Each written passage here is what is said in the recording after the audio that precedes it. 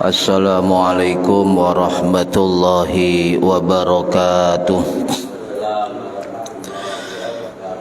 Bismillahirrahmanirrahim. Ila hadratin nabiyil mustafa Muhammad sallallahu alaihi wasallam wa ala alihi wa sahbihi ajma'in. Lahumul Fatihah. A'udzu billahi minasyaitonir rajim. Bismillahirrahmanirrahim. Alhamdulillahi rabbil alamin arrahmanir rahim maliki yaumiddin. Iyyaka na'budu wa iyyaka nasta'in. Ihdinas siratal mustaqim. Siratal ladzina an'amta 'alaihim ghairil maghdubi 'alaihim waladdallin. Rabbi ighfirli wa liwalidayya amin. Hadiyatan minna ila arwahi masyayikhina wa li muallimina wa li murabbi ruhina wa liman ajazana wa li mursyidina wa li ulama'ina wa li muassis wal masyayikh nahdlatul ulama ajma'in wa li awliya tis'ati wa li songo ajma'in, khususan ila ruhi sultanil awliya Syekh Abdul Qadir Al-Jilani radhiyallahu anhu, wa khususan ila ruhi musannif muallif kitab Bulughul Maram min adillatil ahkam al-imam al-hafidh Ibnu Hajar al-Asqalani asy-Syafi'i al-Misri rahimahullah, wa ila arwahi masyayikhina fil mahatabu ireng Jombang ajma'in, wa ila arwahi masyayikhina fil mahad Darul Ulum Rejoso Peterongan Jombang ajma'in, wa jami'i usulihim wa furu'ihim wa azwajihim wa dzurriyyatihim wa ahli silsilatihim wa muridihim wa muhibbihim wa jama'iyatihim wal akhidina minhum radhiyallahu anhum. Lahumul Fatihah. A'udzu billahi minasyaitonir rajim. Bismillahirrahmanirrahim. Alhamdulillahi rabbil alamin arrahmanir rahim maliki yaumiddin. Iyyaka na'budu wa iyyaka nasta'in. Ihdinas siratal mustaqim. Siratal ladzina an'amta 'alaihim ghairil maghdubi 'alaihim waladdallin. Rabbi ighfirli wa liwalidayya amin. Thumma ila abaina wa ummahatina wa jaddatina wa jaddatina wa ila arwahi man fataha hadhil qaryah wa man aqamaha wa li jami'il muslimina wal muslimat wal mu'minina wal mu'minat al ahya'i minhum wal anwan khususan ila ahli kubur man hadara fi hadzal majlis ghafarahumullah lahumul fatihah. A'udzu billahi minasyaitonir rajim. Bismillahirrahmanirrahim. Alhamdulillahi rabbil alamin arrahmanir rahim maliki yaumiddin. Iyyaka na'budu wa iyyaka nasta'in ihdinas siratal mustaqim siratal ladzina an'amta 'alaihim ghairil maghdubi 'alaihim waladdallin. Rabbighfirli wa liwalidayya amin. Bibarakati majelis ilmi mugi-mugi kita lan keluarga kita sedaya diparingi sehat wal afiat lahir batin kathah lan barokah rizkine selamat dunya akhirat lan boten wonten alangan gangguan menapa-menapa biidnillahi waridallah lahumul fatihah. A'udzu billahi minasyaitonir rajim. Bismillahirrahmanirrahim. Alhamdulillahi rabbil alamin arrahmanir rahim maliki yaumiddin. Iyyaka na'budu wa iyyaka nasta'in ihdinas siratal mustaqim siratal ladzina an'amta 'alaihim ghairil maghdubi 'alaihim waladdallin. Rabbighfirli wa liwalidayya amin. Astaghfirullah Rabbal baraya. Astaghfirullah minal khataya. Rabbi zidni ilman nafi'an wa wafiqni amalan salihan. Tambah suwe awak tambah tua tambah suwe umur tambah sudah tambah dunya lali sing kuwasa tambah dosa mlebu neraka.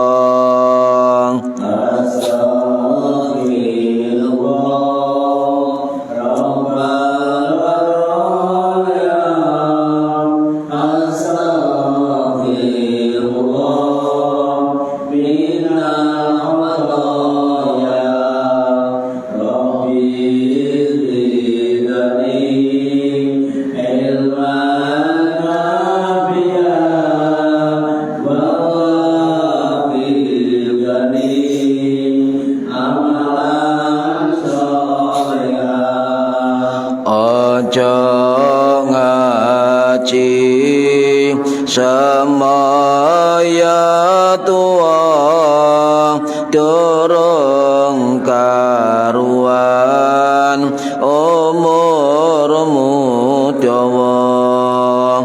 Aja ngaji semaya soke durung soke nyawa wis mulih.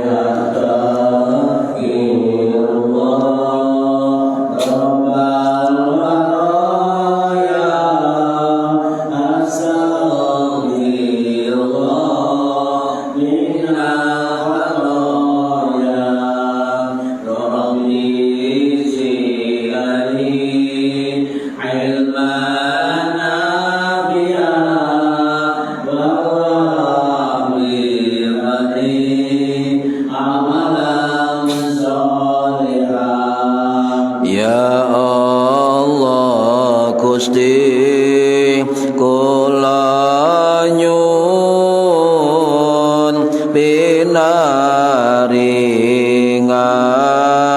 kesang istiqomah. Ya Allah Gusti kula nyuwun menawi pecah husnul khotimah. Amin. Amin ya Allah. Amin ya Allah. Amin ya Allah. Amin ya Allah. Al-Fatihah. A'udzu billahi minasy syaithanir rajim. Bismillahirrahmanirrahim. Alhamdulillahirabbil alamin arrahmanir rahim maliki yaumiddin. Iyyaka na'budu wa iyyaka nasta'in. Ihdinas siratal mustaqim. Siratal ladzina an'amta 'alaihim ghairil maghdubi 'alaihim waladdallin. Rabbi ighfirli wa liwalidayya amin. A'udzu billahi minasy syaithanir rajim. Bismillahirrahmanirrahim. Alhamdulillah Rabbil alamin. Allahumma salli wa sallim wa barik ala sayyidina Muhammadin wa ala alihi wa sahbihi ajma'in. Wa la hawla wa la quwwata illa billahil aliyyil azim. Amma ba'du. Ingkang kawula hormati para bapak, para ibu, jamaah pengajian rutin Kitab Bulughul Maram min Adillatil Ahkam. Mudah-mudahan khususipun ingkang hadir fi hadal majelis dan umumnya yang mendengarkan atau mengikuti via online mendapatkan barokah, manfaat, maslahah, wa ni'matah, wa salamah, wa sa'adah, wa syafa'ah fid dini wad dunya wal akhirah. Amin ya rabbal alamin. Monggo diniati ngaji golek ilmu lillahi ta'ala.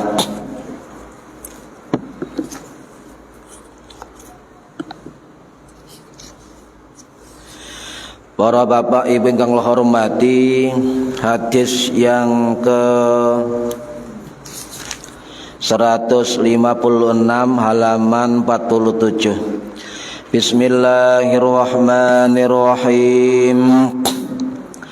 Walahu lan kedue Imam Tirmidzi rahimahullah an Abi Hurairah saking riwayat sahabat Abu Hurairah radhiya muga-muga ngridani sapa Allahu Gusti Allah anhu marang sahabat Abu Hurairah annan nabiyya satemene Kanjeng Nabi Muhammad sallallahu alaihi wasallam iku kala dawuh sapa Kanjeng Nabi la yu'adzinu ora adzan illa mutawaddiun kejaba wong sing duweni wudu wa dha'afahu lan milang dhaif ing hadis sapa Imam Tirmidzi aidon khalimaneh.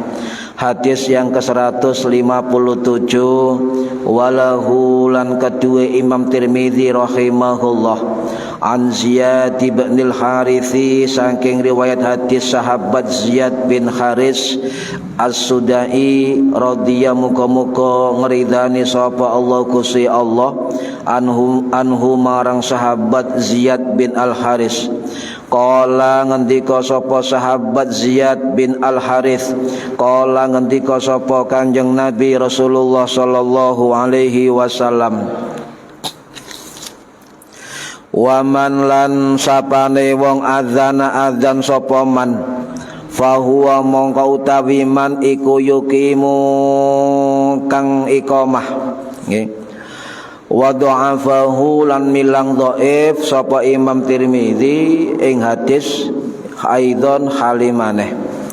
Hadis ke-158 wali Abi Dawud lan kedue Imam Abu Dawud rahimahullah min hadisi Abdullah bin Zaidin saking hadis riwayat sahabat Abdullah bin Zaid radhiyallahu muga-muga ngridani sapa Allah Gusti Allah anhuma marang sahabat Abdullah lan sahabat Zaid anahu satemene sahabat Abdullah bin Zaid iku qala matur sapa sahabat Abdullah ing Kanjeng Nabi, ana utawi ingsun iku raaituhu kang ngimpi sapa ingsun ing adzan, yaknil adzana ngrasakaken sapa sahabat Abdullah bin Zaid ing adzan, wa ana lan utawi ingsun kuntu ana sapa ingsun iku uriduhu ngarepake adzan. Qala jawab sapa Kanjeng Nabi, faakim mongko komato sira anta ya sira. Wa fihi lan ing dalem hadis dhafun utawi apes utawa lemah dhaif aidon halimane. Para hadirin ingkang minulya, niki hadis tentang bagaimana hukum ya, bagaimana hukum tentang orang adzan yang tanpa wudu dan juga wudu. Ya. Hadis 156 niki tentang hadis yang tentang muadzin yang tidak punya wudu. Nah, di situ ada perawi ingkang nami Abu Hurairah radhiyallahu an, nggih. Niki sampun kathah diceritaken nggih Abu Hurairah. Tetapi kapanan niku wonten sing tanglet. Kenapa lek ngaji kok selalu menceritakan biografi para ulama sahabat, ulama salaf dan ulama hadis? Sebab niki adalah majelis ilmu, nggih. Niki adalah majelis ilmu yang kemudian ketika diceritakan tentang biografi ulama-ulama atau orang-orang soleh, maka akan turun rahmati Gusti Allah, nggih. Mudun rahmati Gusti Allah. Lah kalau misalnya majelis niki majelis barokah, majelis napa ingkang mulya, ditambah dengan menjelaskan biografi para ulama, maka turun rahmat, nggih. Niku wonten ten kitab Khilyatul Auliya wa Tabaqatul Asfiya karangane Al-Imam Abu Nuaim Al-Isfahani rahimahullah ingkang wafat tahun 1308 di Isfahan Iran. Niku wonten ucapan atau makalah dari ulama salaf ingkang nami Imam Sufyan bin Uyainah, nggih. Imam Sufyan bin Uyainah niku sing wafat tahun 813 Masehi di Ma'la Mekah, termasuk gurune Imam Syafi'i, termasuk gurune Imam Hambali, termasuk gurune Imam Al-Mubarak, termasuk gurune Imam Yahya bin Sa'id Al-Qattan, ulama gede-gede niki. Niku termasuk muridnya Imam Sufyan bin Uyainah. Nah, di dalam kitab niku diterangkan bahwa ainda dzikras sholihin, ya, ketika diceritakan kehidupan para ulama soleh, tangzilur rahmah, maka mudun rahmati Gusti Allah, nggih. Mudun rahmati Gusti Allah. Paham nggih? Jadi maka kita ceritakan. Yang kedua, memang kitab niki niku enggak lepas dari perawi hadis. Harus diceritakan, nggih. Harus diceritakan kisah-kisah agar kita paham tentang ulama-ulama hadis. Pun. Niku nggih. Lah mriku wonten riwayat sahabat Abu Hurairah radhiyallahu an. Niku kula review kembali nggih, cek toto apal. Beliau wafat tahun 678 Masehi, nggih, di Baqi Madinah. Niku termasuk perawi dari sahabat yang terbanyak mengeluarkan hadis.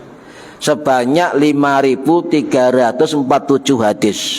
Terbanyak nomor 1 dari sahabat Kanjeng Nabi.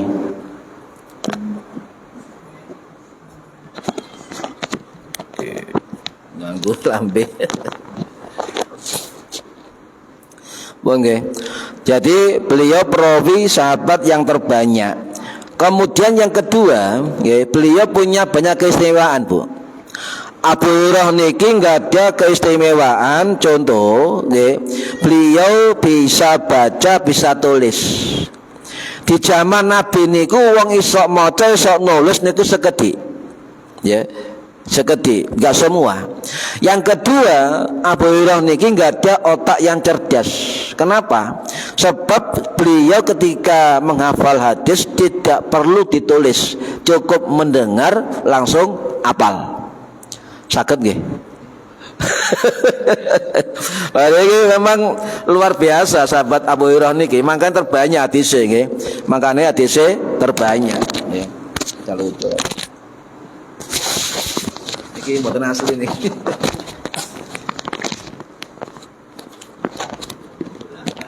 Oke. Lah, niku cerdas, Pak. Kemudian yang ketiga, keistimewaan beliau adalah nopo? Niku lek awan nyambut gawe, lek awan poso, lek bengi ibadah. Sanggup? Kula mboten sanggup. Isu awan sore poso, nggih ngajar, nggih poso, bengi ibadah niku. Niku Abu Hurairah. Nah, kemudian ketika Kanjeng Nabi wafat, niku terus senau para sahabat senior diparani situ-situ senau hadis, kemudian menyebarkan hadis. Ditanya oleh para ulama yang lain, wahai Abu Hurairah, kenapa sampai kok fokus hadis? Beliau jawab, sebab inilah peninggalan di Kanjeng Nabi, perlu disebarkan sebagai ilmu dan pondasi keagamaan Islam, dan juga membantu dakwah Rasulullah.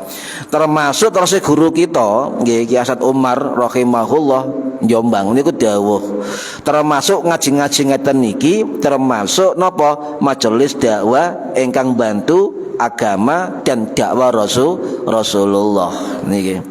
Nah, memang ulama niku pewaris Nabi, al ulama warasatul anbiya.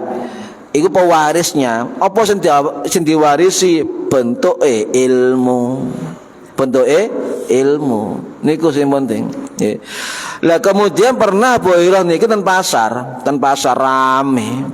Terus pengumuman, wong pasar, sampai niki kok nang kene dodolan niku lho nang masjid ono bagi-bagi waris. Ngono niki. Kerucuk nang Masjid Nabawi gak ono apa-apa. Ono wong ngaji. Akhirnya balik nak pasar, Abu Hurairah takoni, iki gak ono warisan, ono yang ngaji. Siapa Abu Hurairah? Yaiku warisane Kanjeng Nabi. Jadi wong ngeroyok dunia kata, cuma ngeroyok ilmu sekedhi. Makanya wong ahli ilmu, wong ahli ngaji niki sekedhi, Bu, mboten kathah. Nggih mboten kathah niki. Pun para hadirin rahimakumullah, nggih. Lah Abu Hurairah niki luar biasa. Napa luar biasa? Sebab beliau niku konsentrasi di bidang keilmuan, mengajar terus menerus, dan bekerja di keluarga konglomerat, keluarga Bani Ghazwan. Suwe-suwe juragane seneng dipek mantu, ngoten. Abu Hurairah niki melarat, yo gak patek ganteng ngoten. Ya, tapi dipek mantu wong sugih. Akhirnya berhubung sugih, maka Abu Hurairah fokus ngaji, fokus dakwah, fokus berjuang. Malah bojone tahu dawuh ngeten kitab niku, ya sampean berjuang dakwah, nyebarno ilmu, ngewangi Kanjeng Nabi. Aku tak sing golek duwe. Sanggup, Bu? Gak sanggup sampean. Bojone kongkon ngaji, kongkon berjuang, sampean golek duwe. Ayo niki. Sami kali ki bisnis Samsuri dan Anyar Jombang niku. Niku dawuh ten bojone, sampean fokus nggawe pondok. Fokus nggawe pondok. Ojo mikir macam-macam. Aku sing golek duit sami. Jadi punyai niku dodolan nang pasar. Muter-muter nyongon jajan, dodolan. Niku punyai gesat, punyai ageng niku. Burung dodolan. Nah, Yai bisnis Samsuri niku ngajar, ngulang pondok dan sebagainya. Niki memang harus begitu. Harus ada orang-orang yang fokus di dalam keilmuan. Cekak kepaten obor wong Islam niki, nggih. Pun. Lah, para hadirin rahimakumullah, tamriku wonten riwayat Imam Tirmizi. Imam Tirmizi rahimahullah niku sing wafat tahun 892 Masehi di Uzbekistan. Kalau panjenengan maca hadis niku macam-macam, Mbak. Bacaan namanya wonten sing Imam At-Tirmidzi, wonten Imam At-Tirmidzi, wonten Imam At-Tirmidzi. guru saya Kiai Haji Asad Umar ya rahimahullah niku memakai istilah Imam At-Tirmidzi. Kenapa? Sebab itu sama dengan nama desa asal beliau dan juga wafat beliau, desa Tirmidz di Uzbekistan. Jadi dijenengi Imam At-Tirmidzi. Niku sing diajarkan oleh guru-guru kita, ya. Lah, Imam Tirmidzi niki ya, para hadirin, niku luar biasa. Beliau menghabiskan waktu untuk keliling golek ilmu selama 35 tahun. 35 tahun ya saiki enak, ono HP, ono kendaraan, ono Gojek, ono Grab, ono internet, nerima mboten wonten melampah ya dari negara ke negara yang lain.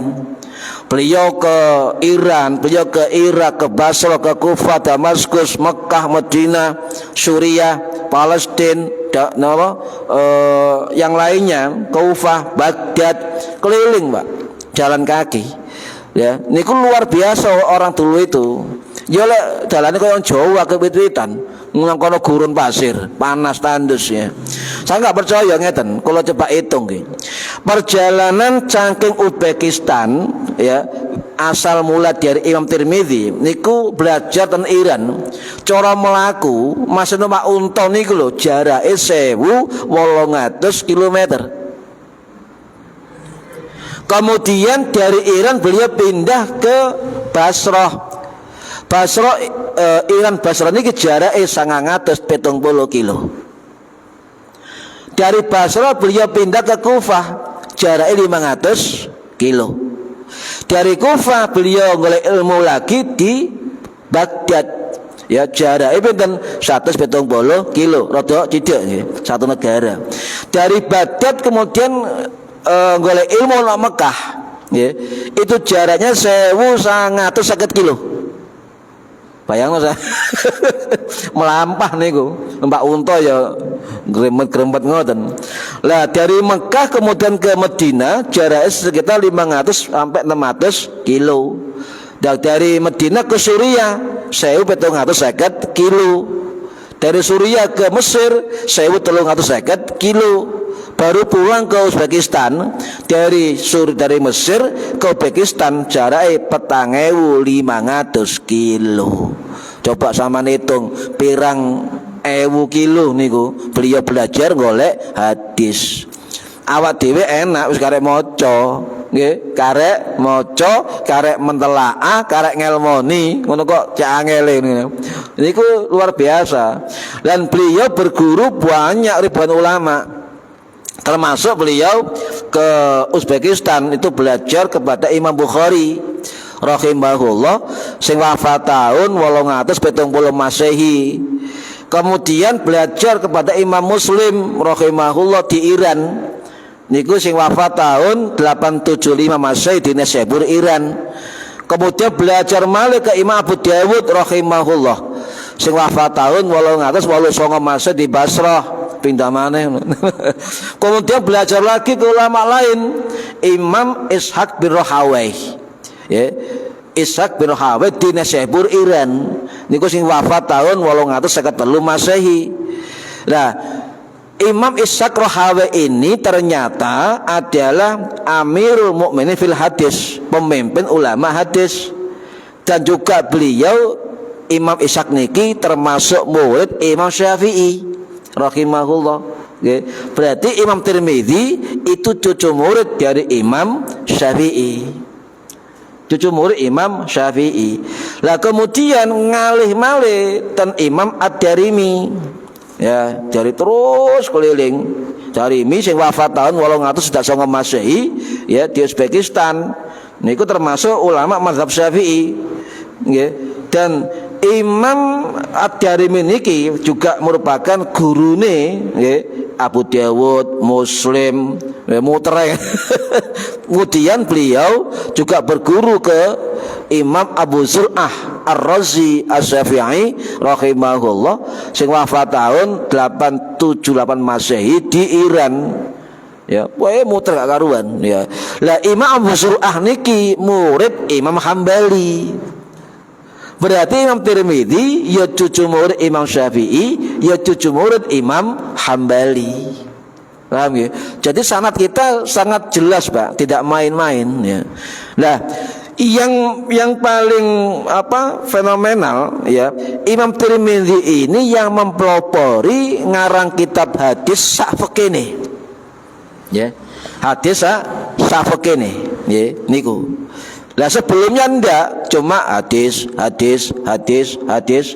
Imam Tirmidzi ndak iku sak fekene. Bahkan Imam Bukhari niku mengagumi tentang keilmuan fikih murid Imam Tirmidzi.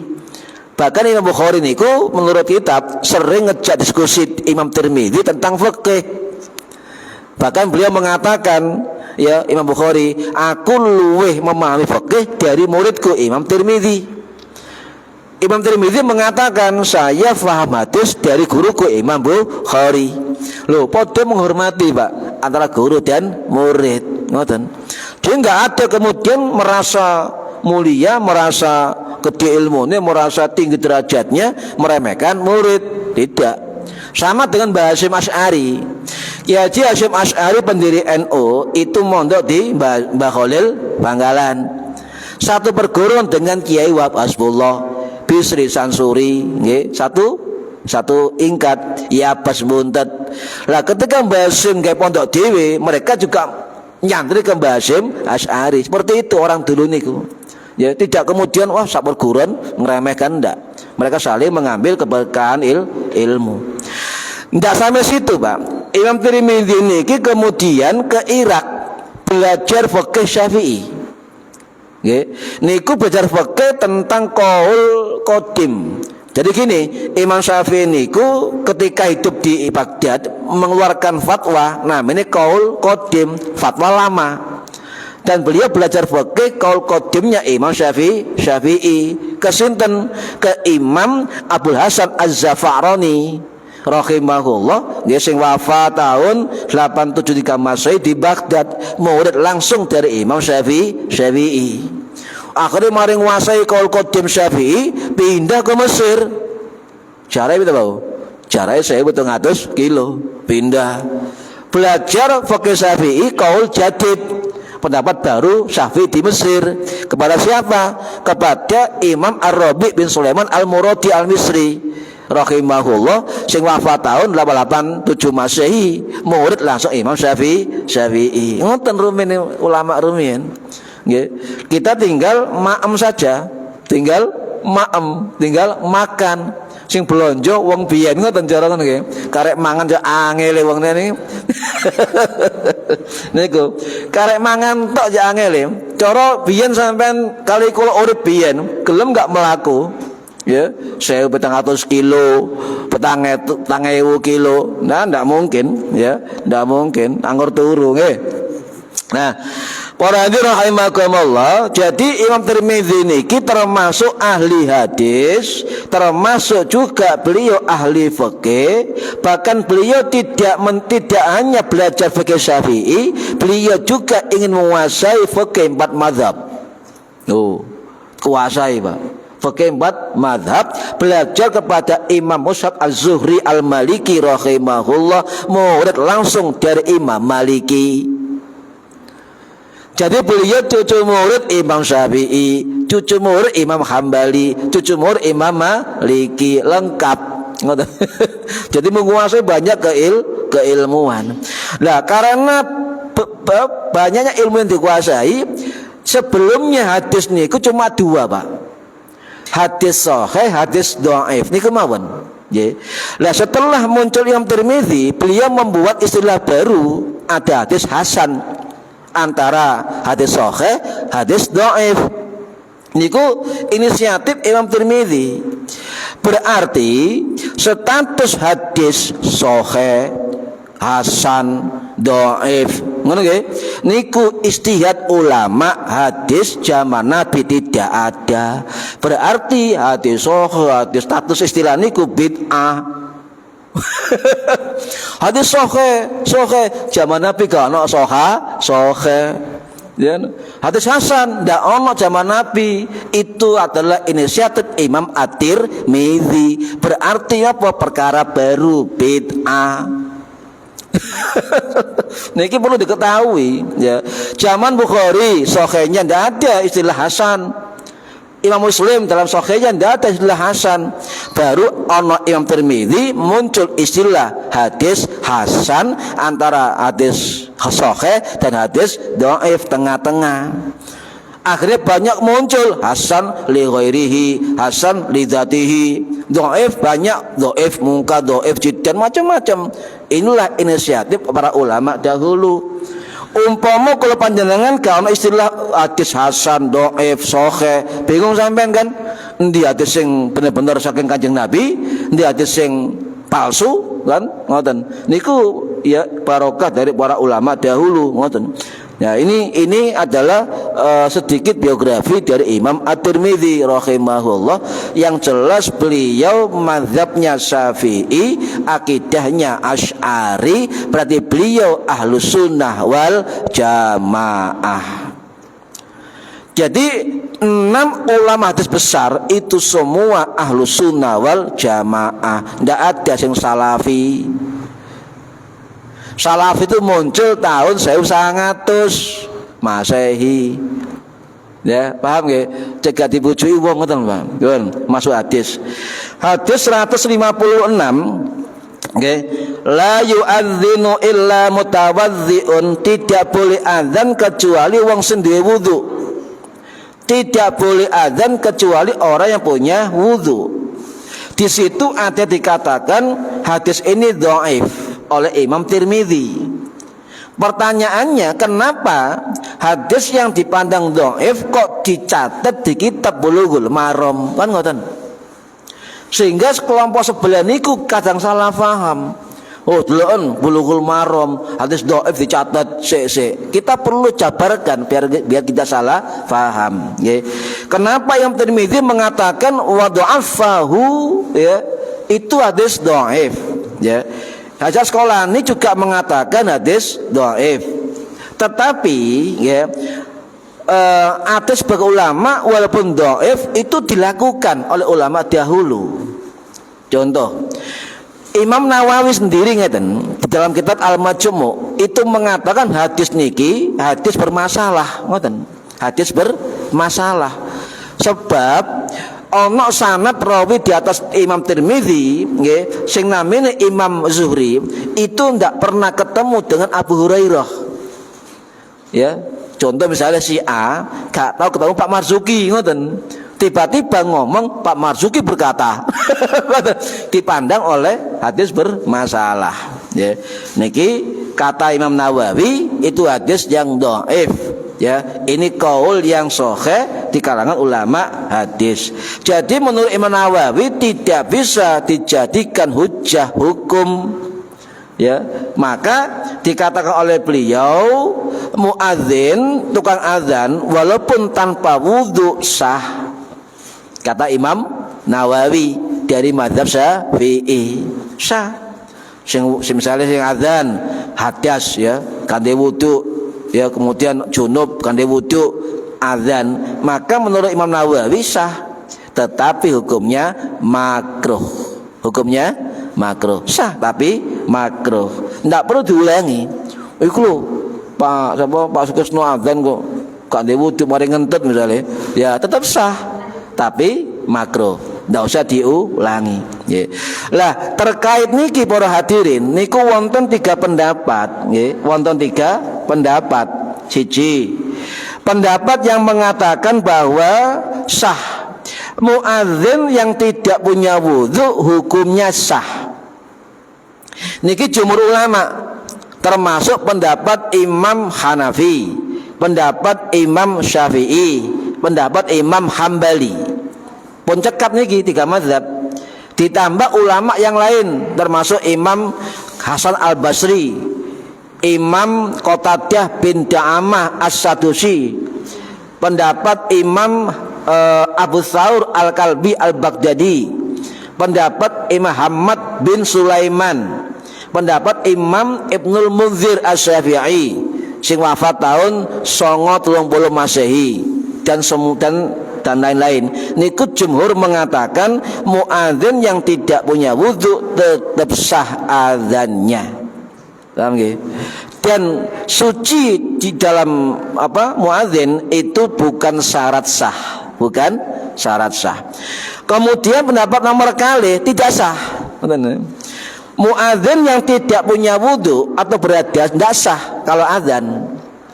Niki pendapat sinten sebagian kecil ulama salaf. Contoh pendapat Imam Atha bin Abi Rabah, pendapat Imam Mujahid bin Jabir, pendapat Imam Al-Auza'i, pendapat Imam Ishaq bin Rohawai dan sebagainya. Tidak sah. Yang nomor 3 Imam Maliki niku dawuh azannya azan bagi orang yang tidak punya wudu tetap sah dengan syarat dia ketika qomat punya wudu. Nah niki Imam Maliki. Sing penting jumhur nggih, jumhur ulama mengatakan muadzin yang tidak punya wudu niku hukumnya sah. Paham nggih? Bu nggih, sah. Bener apa-apa? Nggih. Lah, sampean enggak usah kemudian kanthi wudu tetep azan kecuali ya lek ana wong sing duwe wudu ya lebih utama muadzin sing duwe wudu. Lah kemudian kenapa beda ulama ini? Ana sing ngarani sah, ngarani enggak sah, ngarani syaratnya iqamah kudu wudu ya. Karena selain hadis niki ada hadis yang lain. Sama juga riwayat Abu Hurairah, tetapi riwayat dari Imam Abu Dawud. Hanya beda kalimat. La yunadi bisolati illa mutawadhi'un. Ya, tidak boleh kumandangkan azan salat bagi orang tidak punya wudu. Cuma niki sami-sami dhaif hadis ngoten, sami-sami lemah. Lah tetapi walaupun lemah ada kekuatan saling mendukung, ngoten nggih, sama hadis dhaif. Nah, bagaimana hukumnya sebenarnya sampai sekarang ketika muadzin tidak punya wudu? Ya. Contoh, lek sampeyan penganut dari mazhab Hambali itu mengatakan orang azan tidak punya wudu tidak sah, maka perlu dibuka kembali. Sebab Imam Hambali sendiri dalam kitab Al-Majmu' Nawawi niku mengatakan sah walaupun tidak punya wudu. Itu mazhab Hambali. Bu, Pak, hati-hati. Saiki wong iku akeh ngeklaim melok mazhab Hambali, tetapi amalannya pendapatnya enggak sesuai dengan Imam Hambali. Sing gak ora apa-apa percaya mawon, nggih. Percaya mawon. Ya, maka jenenge Imam Hambali. Lek kula telusuri niku, kadang-kadang pendapat mereka itu yang mengklaim pendapat Imam Hambali tidak sama dengan Imam Hambali. Jadi penipuan terhadap seorang imam besar. Buat apa kita dakwah ingin mencari massa, ingin dibenarkan orang, tapi memasukkan pendapat imam atau ulama besar. Niki, Pak. Nggih. Mohon balik maten adzan nggih. Nah, ana keterangan ngeten Pak ten kitab Ibanatul Ahkam Syarah Bulughul Maram, kitab niki syarah iki sing dikarang oleh Sayyid Alawi bin Abbas ya Al-Maliki, bapak Said Muhammad bin Alwi Al-Maliki sing wafat tahun 1971 Masehi di Malam Mekah. Niku dawuh ya, pendapat jumhur ulama, kata beliau ulama mazhab Maliki. Jadi Sayyid Muhammad bin Alwi Al-Maliki dan mbah-mbahnya itu mazhab Maliki, Al-Maliki. Niku dawuh jumhur ulama sah bagi muadzin yang tidak punya wudu. Paham nggih? Paham? Niki harus paham. Kalau baleni menurut Sayyid Alwi bin Abbas Al-Maliki Al-Makki rahimahullah dalam kitab Ibanatul Ahkam Syarah Bulughul Maram, beliau dawuh jumhur ulama mengatakan muadzin sing gak ndek wudu ketika azan sah azannya. Paham ya? Sah azannya, tapi beliau mengatakan makruh. Nah niki makruh artinya makruh itu sing duwe azan itu tidak mendapat pahala. Paham ya? Gak dusun enggak oleh pahala niki. Nah iki makanya dikatakan para ulama lek iso sadurunge azan sing tukang azan wudu rumiyin. Ngoten. Ibu-ibu nggih ngoten lek bojone tukang azan dielingno, Pak wis wudu ta. Ngoten nggih. Pak wis keramas ta. Ngoten dielingno. Lho nggih, kuwatir makruh mangke azane. Dielingno. Nggih. Lah, para hadirin rahimakumullah, nggih. Kenapa makruh, Pak? Ya, kita harus tahu ulama yang mengatakan makruh. Kenapa makruh? Makruh itu amalan yang enggak disukai.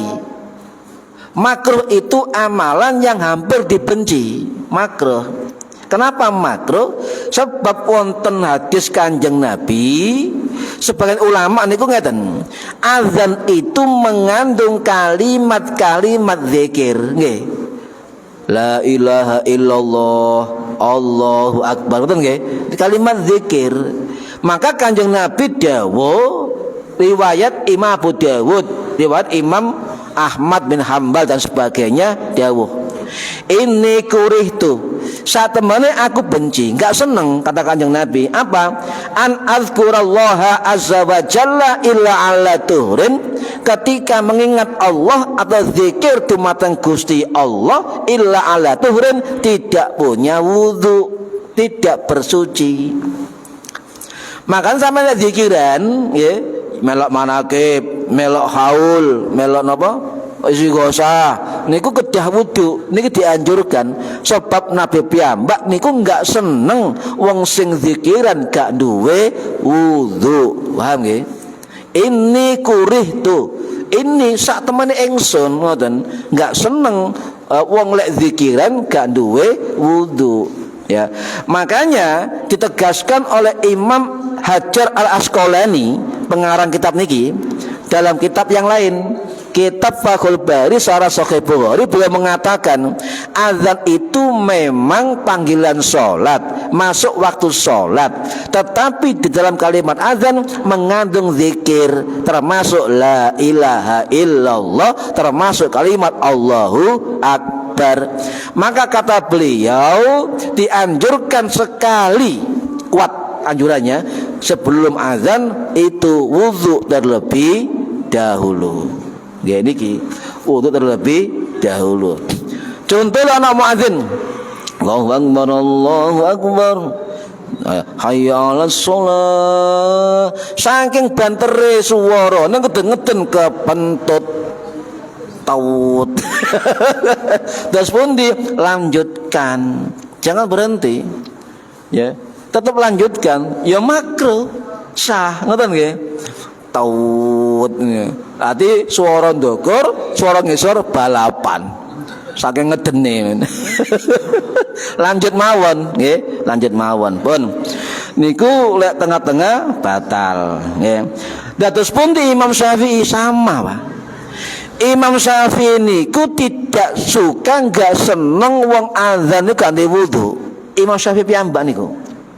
Contoh, di dalam kitab Syahrus Sunnah karangannya Imam Al-Baghawi rahimahullah sing wafat tahun 1122 Masehi, nggih, niku wonten keterangan Imam Syafi'i langsung.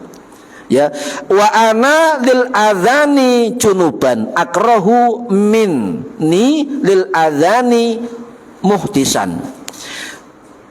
Imam Syafi'i dawuh, ya, menurut saya, kata Imam Syafi'i, wa ana, kata saya, ya, orang yang azan kondisi junub, ya, lil adzani junuban akrahu, lebih saya benci, ya. Jadi sampeyan le azan junub durung keramas itu lebih dibenci Imam Syafi'i daripada wong azan sing hanya hadas, ya. Beliau dawuh juga walil iqamati muhdisan, kalau wong qomat itu berhadas gak duwe wudu, akrahu, akluh benci, ya, lil adzani muhdisan daripada wong adzan sing berhadas.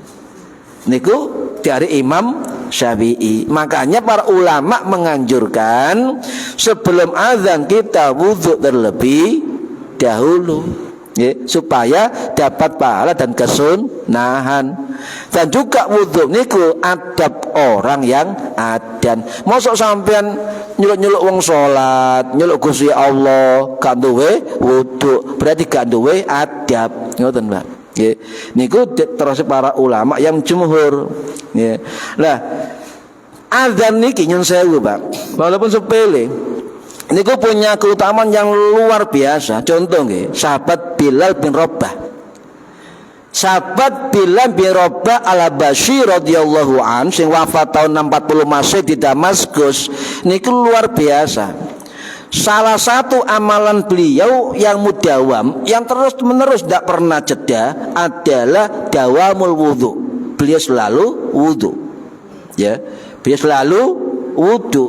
Jadi terus wudhu, batal wudhu. Azan juga sama, sadurunge azan juga wudhu. Bahkan ketika setelah wudhu beliau sholat sunnah 2 rakaat ba'da wudhu atau sholat syukrul wudhu. Ya. Lah niki Kanjeng Nabi niku nate ngeten, Pak. Niki hadis sahih Bukhari Muslim dari sahabat Abu Hurairah. Ketika Nabi niku sak sampune sembahyang subuh, nggih. Sembahyang subuh niku nyeluk Bilal. "Hei Bilal, kesini kamu Bilal." "Ya Rasul, apa ya Rasulullah?" "Ya Bilal, haditsni bi arja amalin amil tahu, ya, fil Islam." "Hei Bilal, aku ceritanono, aku kandhanono, kira-kira amalmu apa sing kon lakoni di dalam Islam." Intine ngene, "Lal Bilal, amalanmu di Islam iku apa sih?" Ngoten ya. Nabi tanya lagi, ya, "Fa inni sami'tu daffana 'alaika." Ya, baina yadayya fil jannah, sebab aku sami'tu, aku krungu daffana 'alaika, kelompenmu iku lho. Kelompenmu, sandalmu, aku krungu di hadapan saya di surga. Jadi wonge sik urip, kelompene mlebu swarga, krungu Kanjeng Nabi. Ditakoki Kanjeng Nabi, akhirnya jawabnya apa Bilal? Duwawa, Pak. Coba singkatnya begini, "Ya Rasulullah, tidak ada amalan yang lebih utama." Merendah nggih? Merendah. Coba wong saiki, Pak, Masya Allah nih, kudi gedekno, ya. Sahabat ini merendah, tidak ada ya Rasulullah, biasa aja, ngoten Bilal. Kecuali ya ngoten, kecuali saya sangat suka baik di siang hari di malam hari saya selalu berwudu.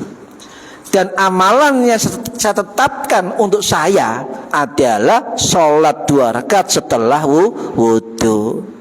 Berarti itu amalan istiqomahnya sahabat Bilal bin Rabah. Berarti boleh panjenengan ono amalan yang sekiranya itu mampu dilakukan dan itu diwajibkan untuk diri saya sendiri, tidak apa-apa. Contoh salat duha nggih. Duha itu sunnah. Sampai dhewe niku bagi diri sendiri, aku kudu duha bendina misalnya nggih, berarti dadi wajib, tidak apa-apa. Tapi ndak oleh kemudian sampai wong liya, gak duhan, mau buat sangsal.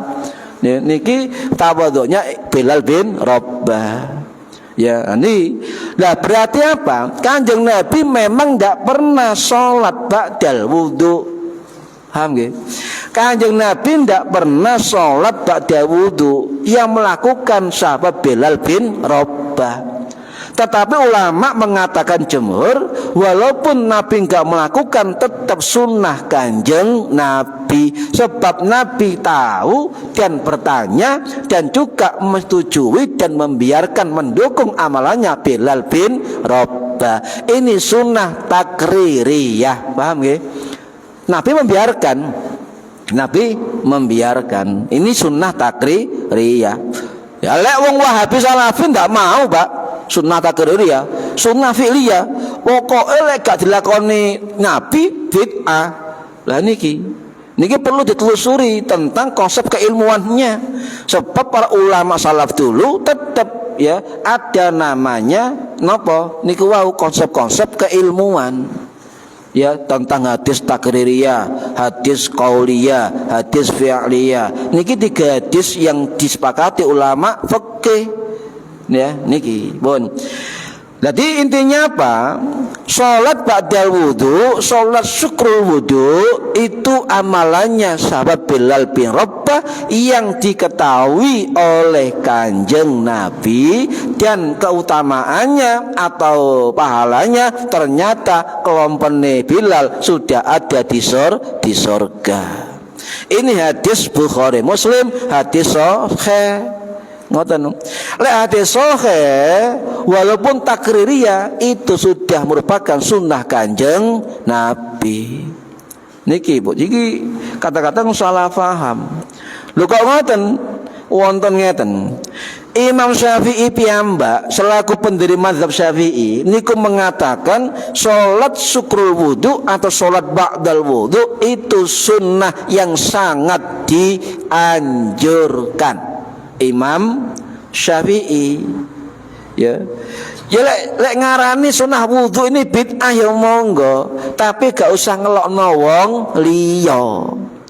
Nyesatno niki niku ana dasare sunnah takririyah dan ada di dalam Sahih Bukhari Muslim riwayat sahabat Abu Hurairah niki. Sampeyan pun ngrungokno ngoten niku, ngarepe panas kuping niku, nggih, dilampahi mawon. Niki penting, pun. Para hadirin rahimakumullah. Nah, kemudian ngeten, bagaimana cara untuk bisa mendapatkan pahala keutamaan seperti sahabat Bilal, ngoten nggih. Kemudian dijelaskan oleh banyak ulama, termasuk oleh Al-Qadhi Al-Imam Syekhul Islam Muhyiddin Zakaria Al-Ansari Al-Syafi'i Al-Asy'ari Al-Misri rahimahullah sing wafat tahun 1520 Masehi di Kairo Mesir. Dalam kitab beliau, kitab Raudhatut Thulab, beliau mengatakan jelas ya, kalau ingin pahala seperti Bilal yang kepangkatannya sampai di surga, beliau mengatakan man tawaddo, satane wong sing wudu, fa asbagul wudu, maka sempurnakan wudunya. Fa asbagul niki maksudnya sempurna rukunnya, ngelakoni sunahnya, ngoten niku fa asbagul wudu. Kemudian apa? Washolla rakaataini, setelah itu sholat 2 rakaat seperti Bilal bin Rabah dengan syarat lam yuhaddis, tidak bicara terlebih dahulu. Kalau mau omongan sampean kecuali darurat ya, mosok Pak Marzuki di masjid misalnya atau musola kate wudu, Pak Marzuki ya mosok meneng ya di mesem dijawab, itu kebutuhan ya, ojo ngomong-ngomong, itu syarat dari Imam Zakaria Al-Ansari.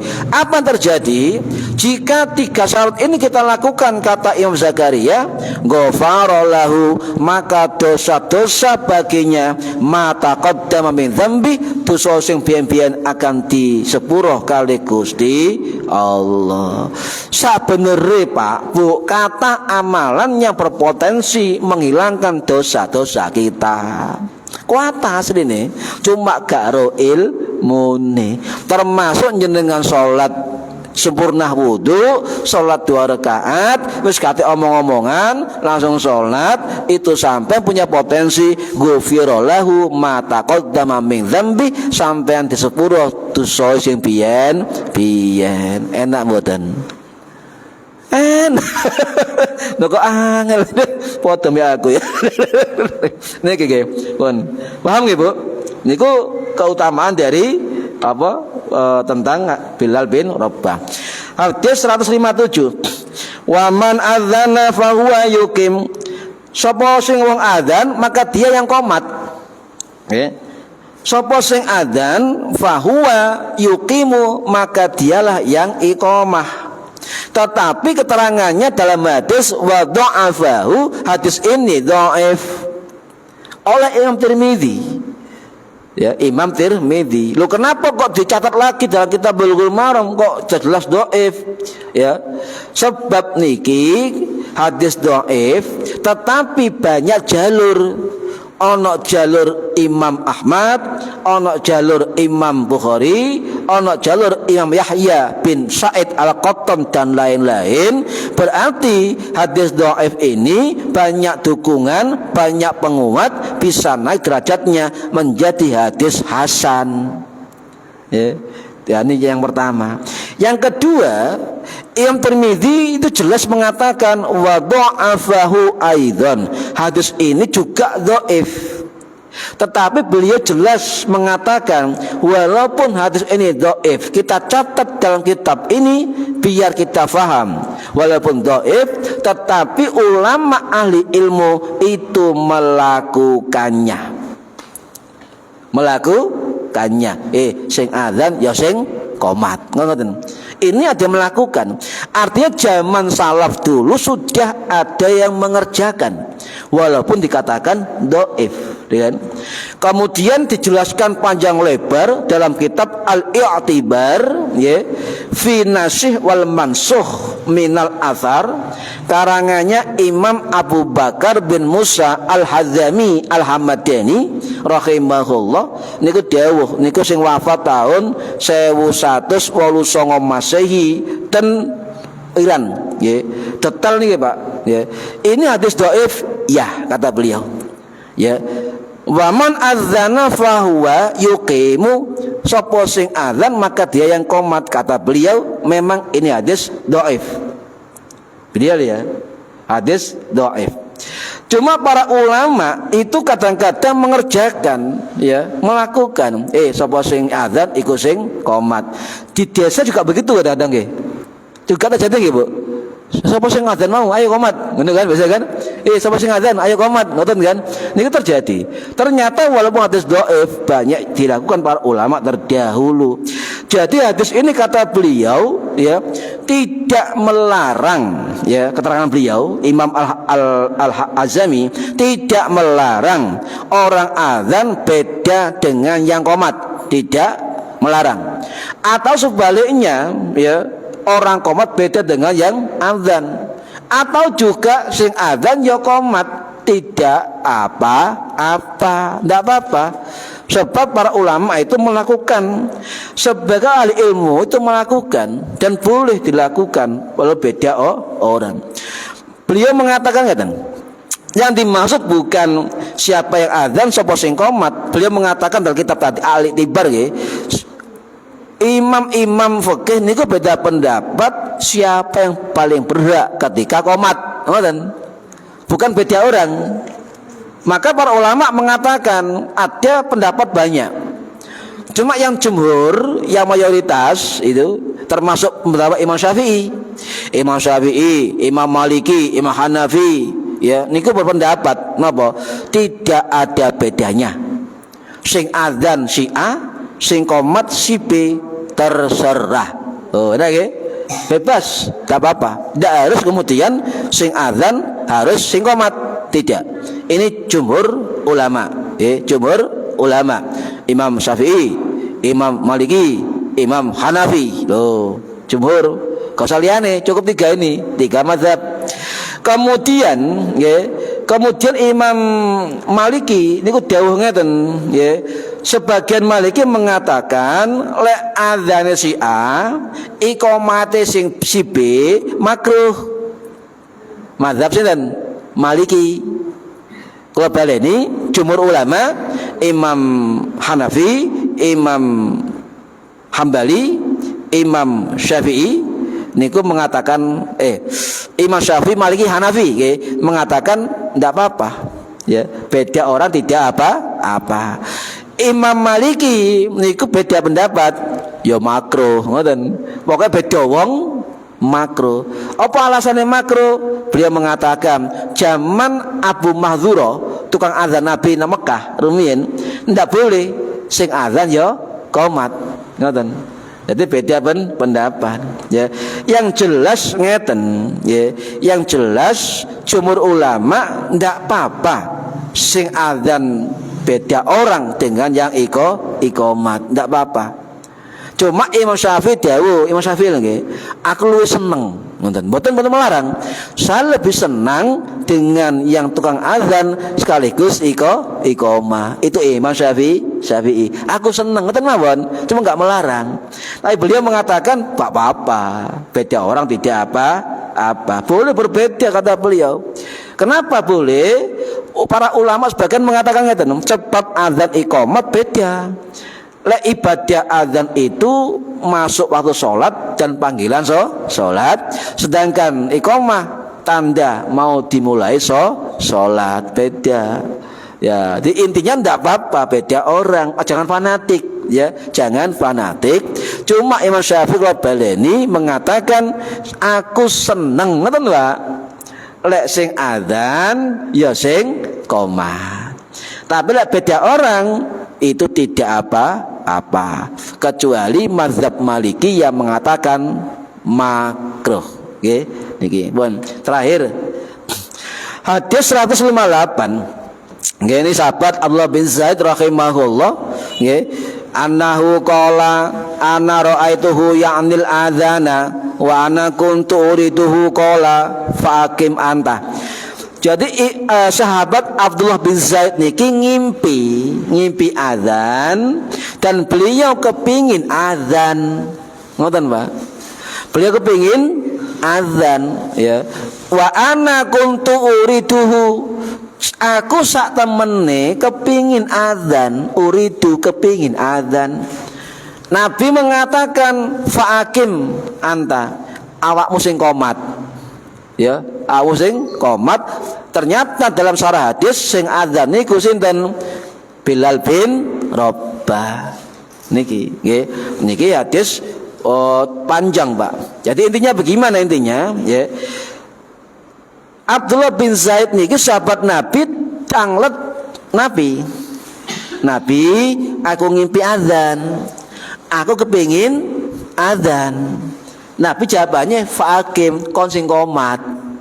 Artinya sapa sing azan minta izin dulu. Mbok nang pengurus takmir, mbok nang ketua takmir, mbok sing sekitarnya. Ngapunten nggih kula azan nggih, izin dulu. Kalau orang lain menunjuk orang, ya jangan mangkel, sebab ini ada hadisnya, ya. Fa'akim kon sing qomat, bila sing azan. Sudah, lek pemimpin sudah menentukan, sudah harus manut, ya, harus izin dulu. Ojo-ojo kucuk nyun sewu, suarane enak, ngoten nggih. Moro-moro maju dhewe. Wong kan takon, sopo? Moro-moro kok ngadeg ngarep mik, ya.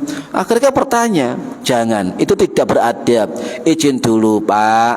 Ya, kula azan nggih. Ya, diizini, monggo baru azan. Sebab sahabat Nabi izin dulu dumateng Kanjeng Nabi. Misalnya pengurus takmire, ojo Mas, sampai sing qomat iko sing azan. Monggo, harus manut sebab ada hadisnya. Paham nggih? Gak usah kemudian, azan gak enak belas, gak ngantuk. Enak aku, suaranya enak. Ngoten nggih, jangan. Itu meremehkan orang lain, ya. Jadi gak boleh memaksakan diri, ya, tidak boleh. Nah, terakhir para hadirin rahimakumullah, artinya gini, menurut ulama Hambali, Imam Ibnu Qudamah rahimahullah sing wafat tahun 1223 Masehi di Damaskus, dalam kitab Al-Mughni beliau dawuh, ya, siapapun yang azan dan siapapun yang iqamah maka adabnya harus minta izin terlebih dahulu, kecuali dia sudah terbiasa azan ditunjuk oleh imam, paham nggih? Wis biasa. Nah, boleh Pak, kemudian suara kowe enak ya. Masa mendino gak enak belas. Terus azan, jangan. Ya, nanti timbul konflik, timbul apa, ya, salah paham. Ini tidak boleh, ya.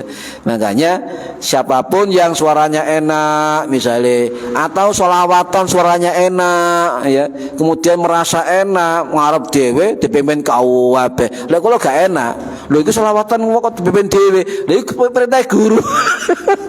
Sampeyan sing mimpin salat apa qasidaane nggih Asyirul sing mimpin iki nggih lek pegel nunjuk liyane nggih wis mawon suara gak enak kula ya Allah ya dikongkon selawatan iki jadi makane mikir rusak kula niki soalnya rusak nggih lan niku jadi intinya sapa sing pengin adzan sapa sing pengin qomat maka adabnya sesuai sunnah Nabi adalah minta izin kecuali sudah terjadwal dan memang ditugasi adzan. Paham nggih? Nggih, mugi-mugi manfaat fid dini wad dunya wal akhirah. Al-Fatihah. A'udzu billahi minasyaitonir rajim. Bismillahirrahmanirrahim. Alhamdulillahi rabbil alamin. Arrahmanir rahim. Maliki yaumiddin. Iyyaka na'budu wa iyyaka nasta'in. Ihdinas siratal mustaqim. Siratal ladzina an'amta 'alaihim ghairil maghdubi 'alaihim waladdallin. Rabbighfirli wa liwalidayya amin. A'udzu billahi minasyaitonir rajim. Bismillahirrahmanirrahim. Allahumma shalli wa sallim wa barik 'ala sayyidina Muhammad. Alhamdulillahi rabbil alamin. Allahumma 'allimna ilmal Qur'an wa 'allimna ilma la ilaha illallah wa 'allimna min ladunka ilman nasir. Nabi Muhammad wa sallallahu ala sayyidina Muhammad. Alhamdulillahi rabbil alamin. Wallahu a'lam bissawab. Assalamualaikum warahmatullahi wabarakatuh.